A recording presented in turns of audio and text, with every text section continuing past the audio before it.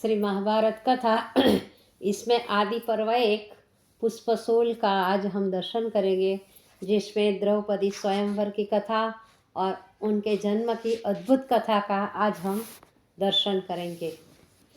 वैशंपायन जी कहने लगे, हे राजन, अब मैं द्रौपदी स्वयंवर की कथा सुनाता हूँ।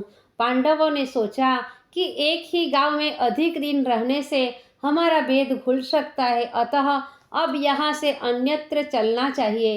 वे सब चल दिए। मार्ग में उन्हें वेदव्यास जी मिले। व्यास जी को सबने दंडवत प्रणाम किया। तब व्यास जी उन पर बड़े प्रसन्न हुए और उन्हें सफलता पाने का आशीर्वाद दिया और कहा, हे पुत्रों, तुम द्रुपद के राज्य में जाओ। द्रुपद ने अपनी पुत्री का स्वयंवर रचा है, तुम वहां जाकर द्रौपदी को प्राप्त करो। वेदव्यास जी से आशीर्वाद प्राप्त करके पांडव माता कुंती सहित द्रुपद के राज्य की ओर चले। मार्ग में गंगा किनारे अर्जुन की मुठभेड़ अंगारपर्ण से हो गई। अर्जुन ने अग्नि अस्त्र से उसके रथ को तोड़ दिया और अश्वों को मार दिया। गंधर्वराज की स्त्री ने जब पति की मृत्यु समीप देखी तो वह कुंती के पास गई और उसके पैरों में पड़कर अपने पति के जीवन की भीख मांगी। कुंती को दया आ गई और उसने अर्जुन को लड़ाई को बंद करने की आज्ञा दे दी। इस पर अंगारपर्ण ने अर्जुन को विश्वदर्शनी विद्या बताई और वचन दिया कि जब भी तुम मुझे याद करोगे मैं उपस्थित होऊंगा। इस प्रकार मार्ग पार करके पांडव अपनी माता सहित द्रुपद के नगर में पहुंचे और वहां एक ब्राह्मण के घर में ठहरे। भोजनोपरांत माता से आज्ञा प्राप्त करके पांचों भाई नगर देखने गए। वे ब्राह्मण वेश में तो थे, परंतु क्षत्रित्व उनके मुख पर स्पष्ट दिखा रहा था। उन्हें देखकर सभी नगर निवासी एक टक उनकी ओर देखने लगे और बातें करने लगे कि द्रौपदी को स्वयंवर में यही प्राप्त कर जाएंगे। नगर देखकर वे स्वयंवर के स्थान को गए। वहां उन्होंने देखा कि वह स्थान अत्यंत रमणीक बनाया गया था और सुंदर सुंदर मांगलिक तोरण, कलश आदि से सजाया गया था। राजाओं के बैठने के लिए यथा योग्य सुंदर आसन भी थे। ब्राह्मणों के लिए सुंदर मंच बने थे।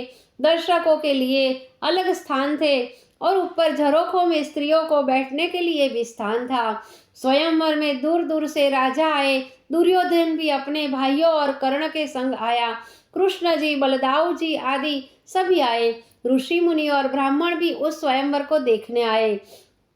पांडव भी उस स्वयंवर में ब्राह्मणों के समुदाय में बैठ गए। निश्चित समय एक राजकन्या द्रौपदी एक सुंदर मंच पर अपनी सखियों सहित आकर बैठ गई। भाटचारणों ने महाराज जी की प्रतिज्ञा सभी उपस्थित राजाओं को संबोधित करके सुनाई और राजपुरोहित ने राजकुमारों को एक एक करके आकर मत्स्य भेदन करने के लिए आह्वान किया। सब राजकुमार एक एक करके आए और तेल में देख मत्स्य भेदन करने की चेष्टा की, परंतु किसी ने मत्स्य भेदन न हुआ। सब हार कर बैठ गए। यह देख द्रुपद को दुख हुआ और उन्होंने कृष्ण की ओर देखा। कृष्ण ने कहा, मेरे तो पहले ही बहुत सी रानी है, इसीलिए मैं तुम्हारे स्वयंवर में भाग न लूंगा। तब द्रुपद की निगाह कर्ण की ओर गई। कर्ण मत्स्य भेदन करने के लिए बढ़ा। उसी समय द्रौपदी ने कहा कि कर्ण के कुल का पता नहीं है, यह सुतपुत्र के नाम से प्रसिद्ध है, अतः इनके संग विवाह नहीं करूंगी। कर्ण इस अपमान से क्रोधित हुआ, परंतु विवश होकर अपने स्थान पर वो बैठ गया। अब द्रुपद असमंज में पड़ गए कि या ते वे अपनी प्रतिज्ञा भंग करें, अन्यथा अपनी कन्या को जन्म भर तो कुंवारी ही रखे। द्रुपद ने हार कर ब्राह्मणों की ओर देखा। कृष्ण के इशारे पर ब्राह्मणों के बीच से अर्जुन उठा और रंगभूमि में पहुंचते ही बड़े उत्साह से उसने धनुष उठाया और बाण उठाकर सभी के देखते देखते तेल में देखकर बाण ऐसा साध कर मारा कि मछली की आंख में जा लगा। द्रौपदी ने जयमाला अर्जुन के गले में पहना दी। उपस्थित सभी राजा बोले कि यह बड़ा अनुचित है, हमारे रहते हुए ब्राह्मण राजकुमारी को नहीं ले जा सकता। भीम बोले, अभिमानियों, तुम्हें अब बोलने का क्या अधिकार है? जब मेरे भाई ने मत्स्य भेदन किया है तब वही द्रौपदी को पाने का अधिकारी है। यदि तुम्हारे मन में लड़ने की हो तो आ जाओ, मैं अकेला ही तुम सबसे लड़ सकता हूँ। कृष्ण जी ने उसी समय बीच में आकर सभी राजाओं को बताया कि ब्राह्मण वेश में ये पांचों पांडव है, अर्जुन ने मत्स्य भेदन किया है, इसीलिए तुम न लड़ो। द्रौपदी को लेकर पांचों भाई माता कुंती के पास आए और कहा कि आज हम बड़ी सुंदर भिक्षा लाए हैं। प्रसन्न होकर माता ने कहा कि तुम सब आपस में बांट लो। युधिष्ठिर ने द्रौपदी को आगे करके बताया कि हम यह भिक्षा लाए हैं। कुंती को अपनी बात पर दुख हुआ, परंतु फिर होता क्या है। हे जन्मेजय, पांडव द्रौपदी को स्वयंवर से जीत तो लाए, पर द्रौपदी की और अपनी दीन दशा को देखकर कुंती को दुख हुआ कि यह राजकन्या हमारे संग कैसे रह सकेगी। द्रुपद को भी यह देखकर कि उनकी कन्या को ब्राह्मण ले गए अत्यंत दुख हुआ। अपने मन का संदेह दूर करने के लिए उन्होंने युधिष्ठिर को बुलाकर उनके कुल के संबंध में पूछताछ की। युधिष्ठिर ने अपने वंश का परिचय दिया। द्रुपद का भ्रम दूर हो गया और कहा कि मैं द्रौपदी का विवाह अर्जुन के संग करूंगा। इस पर युधिष्ठिर ने कहा कि राजन, ऐसा ऐसा कदापि न होगा। हमारी माता का वचन टलेगा नहीं। द्रौपदी हम पांचों भाइयों की पत्नी बनेगी। द्रुपद को यह जानकर संताप हुआ। उनकी पुत्री के 5 पति वो होंगे। द्रुपद दुखी थे कि वेदव्यास जी वहां पधारे।